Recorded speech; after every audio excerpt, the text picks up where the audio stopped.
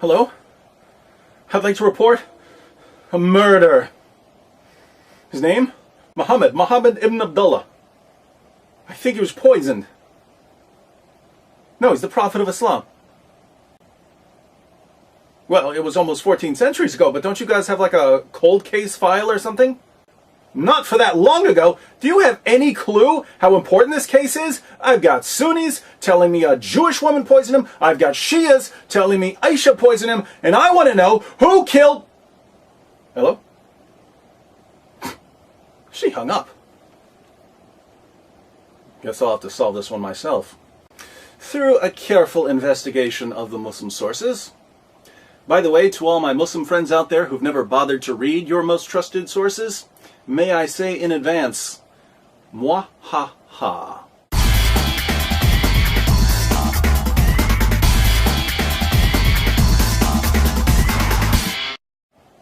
Okay, I've been through the Quran, the Hadith, and the Sirah literature, and I think I've solved the mystery of Muhammad's death. It's actually pretty straightforward. The Muslim sources tell us that Muhammad was poisoned. All we have to do is take everything we know about how Muhammad was killed and ask ourselves, who would have killed him in that particular way? Police do this sort of thing every day. They match up a bullet with the gun that fired the bullet. They match up fingerprints with the finger who left the fingerprints. They match up details of a crime with a criminal who has a certain MO. So to figure out who killed Muhammad, we just need to do a little profiling. But the fact remains you can't prove that I did it. It could have been anybody.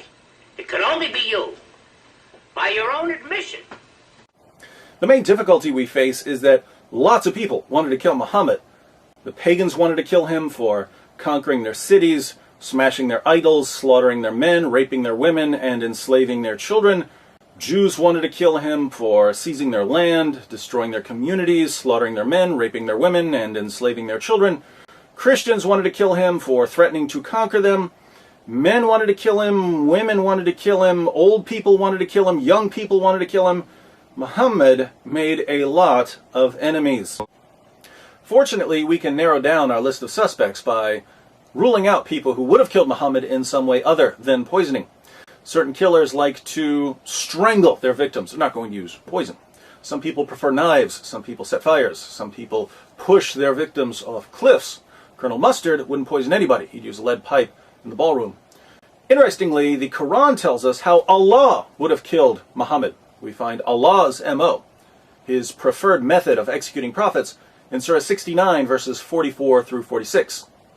According to the Quran, if Muhammad were to invent a false revelation, if he were to make up verses of the Quran, Allah would kill him by severing his aorta. The aorta is the large artery that comes out of the left ventricle of your heart. Some Muslim sources call it the life artery. Let's look at 4 translations of verses 44 through 46, along with a commentary, so we can get a clear idea of what the passage is saying. The Haleli Khan translation reads, "And if he, Muhammad, had forged a false saying concerning us, we surely should have seized him by his right hand, or with power and might, and then certainly should have cut off his life artery." And in parentheses, the translators add, aorta. The Pickthall translation declares, "And if he had invented false sayings concerning us, we assuredly had taken him by the right hand and then severed his life artery." Daud's translation reads, "Had he invented lies concerning us, we would have seized him by the right hand and severed his heart's vein." M.H. Shakir renders these verses, "And if he had fabricated against us some of the sayings, we would certainly have seized him by the right hand, then we would certainly have cut off his aorta." Just so we're clear on the meaning, and no one accuses me of misrepresenting the passage, let me read one of the greatest Muslim commentaries on these verses. This is Tafsir Jalalain. "And had he, namely the Prophet, fabricated any lies against us by communicating from us that which we have not said, we would have assuredly seized him. We would have exacted vengeance against him as punishment by the right hand, by our strength and power. Then we would have assuredly severed his life artery, the aorta of the heart, a vein that connects with it, and which, if severed, results in that person's death. So if Muhammad had been a false prophet and a liar and a deceiver, we know how Allah would have killed him. Allah would have cut his aorta. As long as no one severs Muhammad's aorta, then we can rule out Allah as a suspect. I didn't do it. Just because the blood was in my hand doesn't mean I stabbed the man. Now that we've got our strategy, let's turn to the Muslim sources so we can put together our profile. According to Sahih al-Bukhari, Sahih Muslim, and other texts, Muhammad was poisoned by a Jewish woman. Sahih al-Bukhari 26:17. A Jewess brought a poisoned cooked sheep for the Prophet, who ate from it. She was brought to the Prophet and was asked, "Shall we kill her?" He said, "No." Anas added, "I continued to see the effect of the poison on the palate of the mouth of Allah's Messenger." People could see the effect of the poison in Muhammad's mouth. The poison apparently disfigured his palate, making his mouth look strange. Sahih Muslim 54:30. A Jewess came to Allah's Messenger with poisoned mutton, and he took of what had been brought to him. When the effects of this poison were felt by him, he called for her and asked her about that. Whereupon she said, "I had determined to kill you." Thereupon he said, "Allah will never give you the power to do it." Muhammad tells this woman, "Allah will never allow you to kill me." I guess Muhammad didn't know Allah very well, because the poison ultimately did kill him. In case you're wondering why this woman wanted to poison Muhammad, she tells us in Ibn Sa'd. The apostle of Allah sent for Zainab bint al-Harith, that's the woman who poisoned him, and said to her, "What induced you to do what you have done?" She replied, "You have done to my people what you have done. You have killed my father, my uncle, and my husband, so I said to myself, if you are a prophet, the foreleg will inform you. And others have said, if you are a king, we will get rid of you." The woman poisoned Muhammad because he slaughtered her family. Guess Louis Farrakhan got something right. But as a man soweth, the same shall he also reap. And that's why Jesus told Peter, sheathe your sword, because those who live by the sword will die by it. But there's a plot twist here, my friends. You see, Zainab didn't act alone. She had a co-conspirator, someone working behind the scenes, pulling the strings. Sahih al-Bukhari 44:28. The Prophet, in his ailment in which he died, used to say, "O Aisha, I still feel the pain caused by the food I ate at Khaybar, and at this time I feel as if my aorta is being cut from that poison."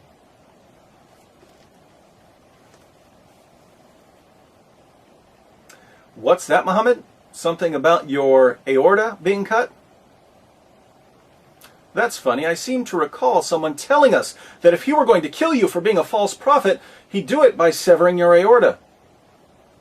But let's keep reading. Sunan Abu Dawud 44:98. A Jewess presented Muhammad at Khaybar a roasted sheep which she had poisoned. The apostle of Allah ate of it, and the people also ate. He then said, "Lift your hands from eating, for it has informed me that it is poisoned." Bishr bin al-Bara bin Marur al-Ansari died. So he, the Prophet, sent for the Jewess and said to her, "What motivated you to do the work you have done?"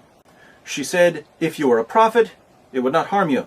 But if you were a king, I would rid the people of you." The apostle of Allah then ordered regarding her, and she was killed. He then said about the pain of which he died, "I continued to feel pain from the morsel which I had eaten at Khaybar. This is the time when it has cut off my aorta."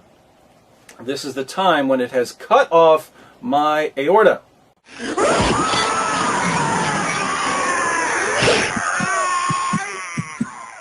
Didn't someone tell us in the Quran that he would kill Muhammad by cutting his aorta?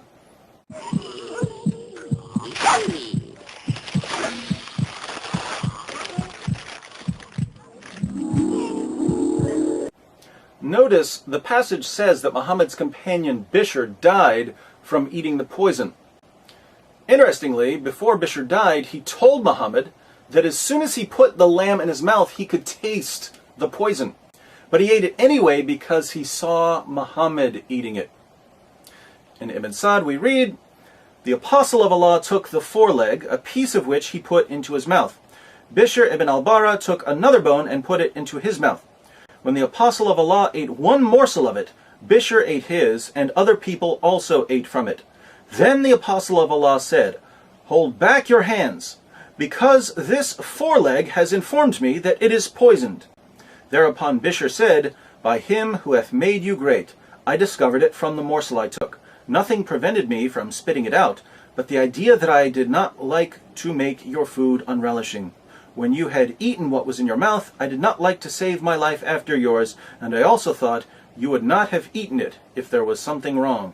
Bishr did not rise from his seat, but his color changed to that of a green cloth." Friends walk together, la la la la.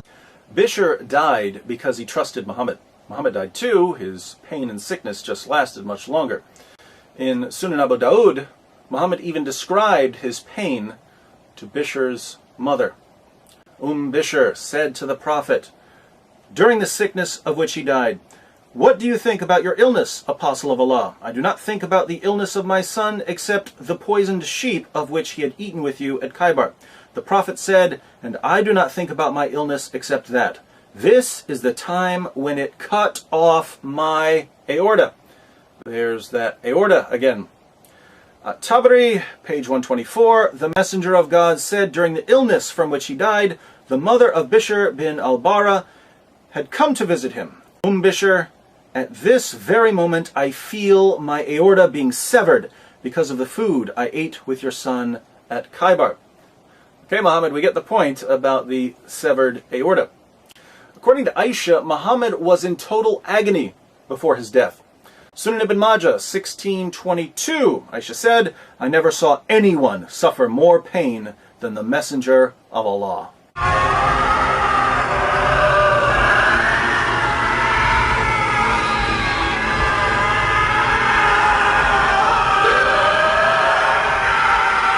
In the end, Muhammad couldn't even walk on his own. His followers had to drag him around. Sahih al-Bukhari 2588, Aisha said, "When the Prophet became sick and his condition became serious, he requested his wives to allow him to be treated in my house, and they allowed him. He came out leaning on two men while his feet were dragging on the ground."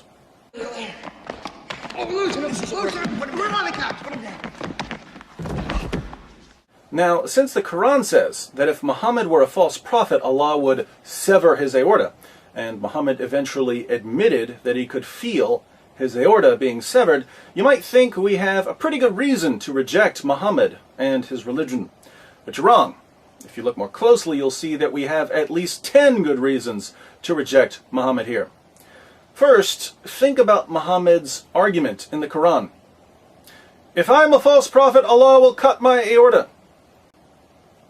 People who make silly claims like this usually aren't prophets. "I am a prophet. If I'm not, may God strike me with lightning." "Oh, no lightning. This proves I'm a prophet." When someone uses that kind of reasoning, chances are he's a false prophet. But that's exactly how Muhammad argues in Surah 69.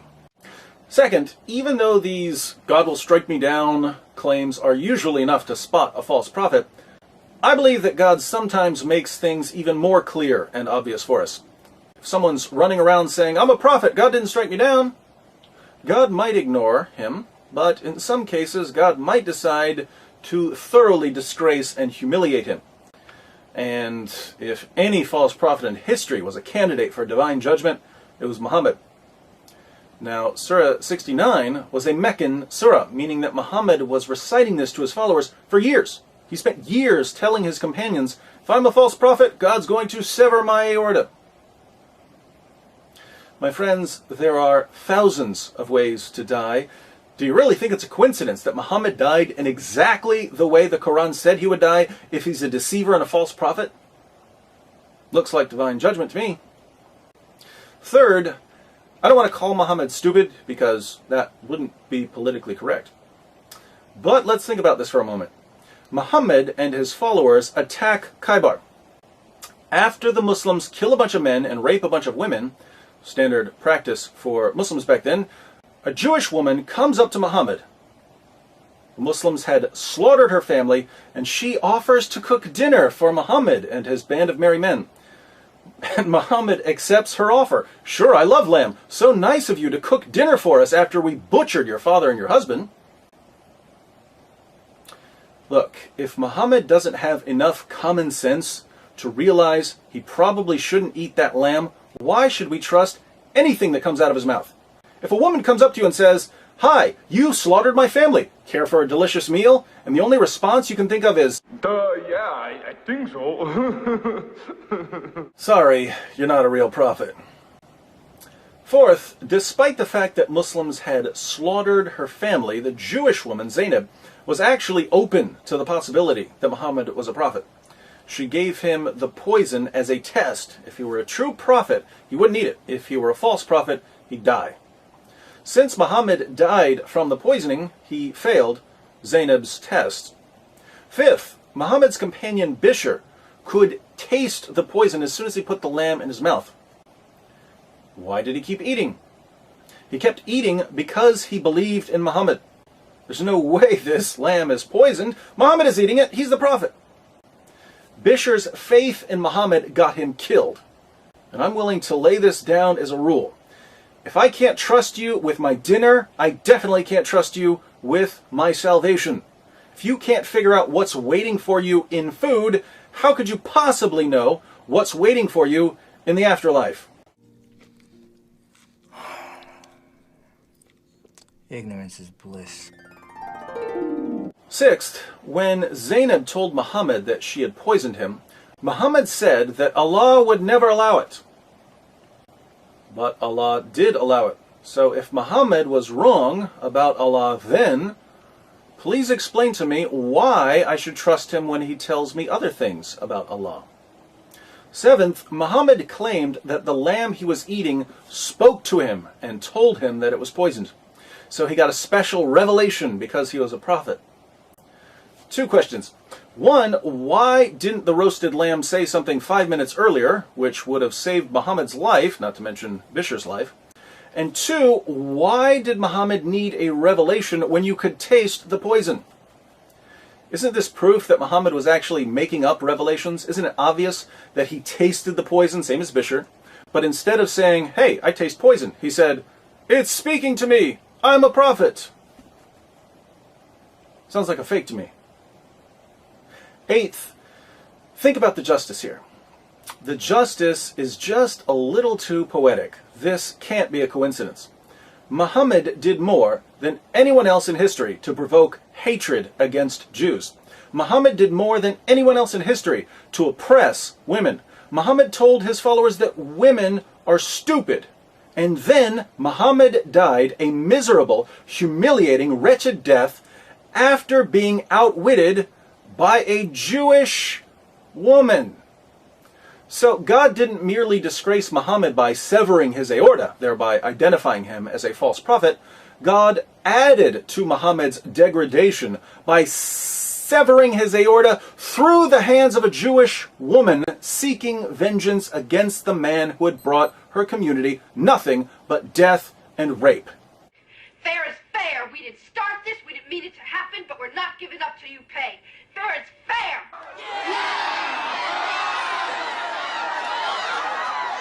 Ninth, according to the Quran, when the Jews tried to kill Jesus, Allah intervened and rescued him. This is Surah 4, 157 and 158. Allah took Jesus safely to paradise. He wouldn't give anyone the victory over Jesus. But when a group of Jews wanted to kill Muhammad, what happened? Allah sits back and watches as a woman poisons his prophet, and he does nothing as his prophet dies a humiliating death. Why does Allah protect Jesus from harm, zips him straight to paradise? Then when he turns around and sees Muhammad wallowing in freakish misery, Allah doesn't lift a finger to help him. Sounds like Allah was showing a little favoritism. Don't mess with Jesus, Allah won't let you. But go ahead and feed Muhammad some rat poison, Allah doesn't care.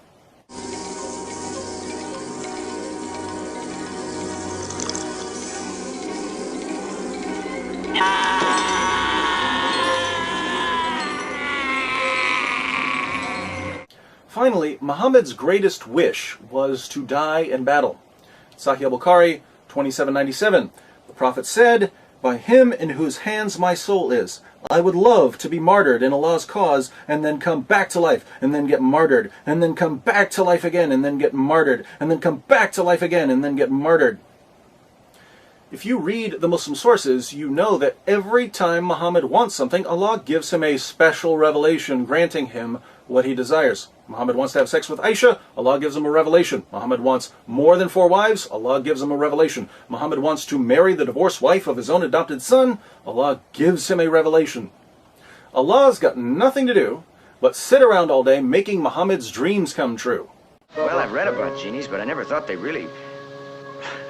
It's like something out of the Arabian Nights. Muhammad's ultimate wish was to die in battle. It was his greatest desire.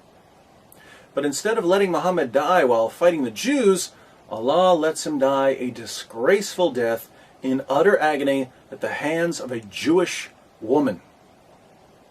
Death by leg of lamb. After spending more than 2 decades granting Muhammad anything he wanted, Allah suddenly decides not to give Muhammad what he wanted most. It seems Allah had a change of heart. Putting all of this together, we found at least 10 reasons to reject Islam just by examining Muhammad's death. If we look at how he lived, of course, we have another 1 trillion or so reasons to conclude that he's a false prophet. What I find most interesting, though, is that Muslims will be upset with me for making this video. They'll complain about the movie clips I use. They'll complain about the things I've said. David, how dare you put up a Weekend at Bernie's clip to illustrate what we read in Bukhari? But let me be perfectly clear. Nothing I've said about Muhammad comes anywhere near what God said about Muhammad. I'll go a step further. If you take everything that people have ever said or done to insult Muhammad, Salman Rushdie's satanic verses, the Danish cartoons, people burning the Quran, if you take everything critical of Muhammad and roll it up into one big ball, that's nothing compared to the way that God insulted and condemned Muhammad. There's no comparison between some guy drawing a picture of Muhammad and God severing his aorta to humiliate him. God is the ultimate critic of Muhammad. So what are you going to do, my Muslim friends? Are you going to run around calling God an Islamophobic bigot because he insulted Muhammad? Or are you going to accept correction from the Almighty? Islam means submission. You Muslims think it refers to submission to God. But God's already given his answer. He commands you to reject Muhammad. If you continue believing in Muhammad, what you're really saying is, God can't make me stop believing in Muhammad. I don't care what God says. I'll believe Muhammad anyway. But in that case, Islam isn't submission to God. It's submission to Muhammad. If you care more about Muhammad than you care about God, you guys are living in Shirk Central.